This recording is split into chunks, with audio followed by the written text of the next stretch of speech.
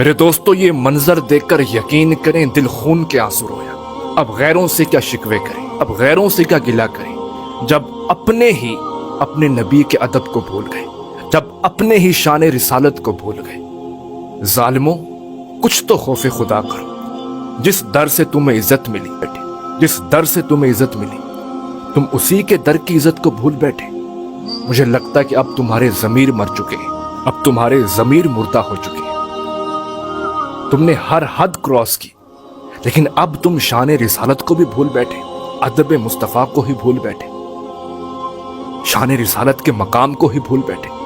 یہ تو وہ مقام ہے کہ کوٹ مٹھن سے حضرت خواجہ غلام فرید رحمت اللہ کی آواز آتی ہے، تو نے دھکڑے دھوڑے کھاندڑیاں، تیرے نام تو مفت وکاندڑیاں، تیرے باندیاں دی میں باندریاں، ہم درد کتیاں نال ادب۔ فرماتے ہیں یہ تو وہ مقام ہے کہ جہاں کی پھرنے والے کتوں کا بھی ادب کرنا چاہیے۔ اللہ کہیں سے علامہ اقبال فرماتے ہیں سجود نیس عبدالعزیز این پرو ہم از مجدہ خاک ترے دوست۔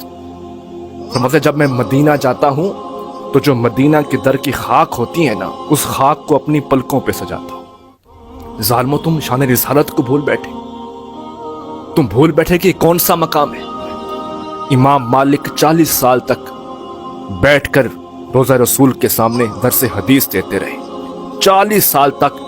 آپ جب آپ کسی کتاب کا صفحہ بدلتے تھے نا تو اتنی آہستہ بدلتے تھے کہ اس صفحے کے بدلنے کے بھی آواز نہ گونجے، کہیں بارگاہ رسالت کی بے ادبی نہ ہو جائے۔ اللہ اکبر۔ حضرت عمر فاروق رضی اللہ تعالیٰ عنہ، آپ نے 2 شخص کو دیکھا جو مسجد نبوی میں بیٹھ کر آہستہ آہستہ گفتگو کر رہے تھے، آہستہ آہستہ۔ آپ کو جلال آیا، ان کو بلایا، کہا کہاں سے ہو؟ کہا حضور طائف سے ہیں۔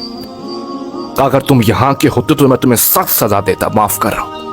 تم یہاں پہ بیٹھ کر گفتگو کر رہے ہو، تمہیں پتہ نہیں کہ یہ شان رسالت ہے۔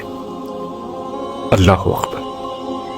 اب تمہارے ضمیر مر چکے ہیں، تمہارے ضمیر مردہ ہو چکے ہیں۔ ہم کس کے شکوہ کریں، ہم کس سے شکایت کریں جب ایسے بے ضمیر لوگ وارث بن بیٹھے۔ جب ترکوں کا دور تھا نا، جب مسجد نبوی کو بنایا گیا، اس کی تعمیر کی گئی، تو جانتے تھے انہوں نے کیا ادب کیا۔ ایک ایک کو حکم دیا گیا کہ جب تم مسجد نبوی میں کام کرو گے نا، کوئی آپس میں گفتگو نہیں کرے گا، قرآن پاک کی تلاوت کرے گا۔ اور 35 میل دور سامان کو رکھا گیا، وہاں سامان بن کے آتا، یہاں پر اگر کوئی پتھر تھوڑا سا زیادہ ہوتا یا کم ہوتا، پھر کسی کو یہ بھی اجازت نہیں تھی کہ یہاں پہ سٹ کرے، پھر 35 میل دور جائے، وہاں سے پھر چھوٹی سی غلطی ٹھیک کر کے پھر سامان لے کے آئے، تاکہ بے ادبی نہ ہو۔ تاجدار مدینہ کا ادب ہماری نسلوں پر بھی واجب ہے، ہماری نسلوں پر بھی واجب۔ جتنا ہو سکے اس بات کو اٹھائیے۔ یہ جو کچھ کرتے رہے اپنی سرزمین پر کرتے رہے، لیکن جب تاجدار مدینہ کی بات آئے گی نا تو یہ زخم پوری امت کو لگے گا، پوری امت کو تکلیف ہوگی۔ یہ صرف ان کی بات نہیں، پوری امت کو زخم محسوس ہوگا، پوری امت کو تکلیف محسوس ہوگی۔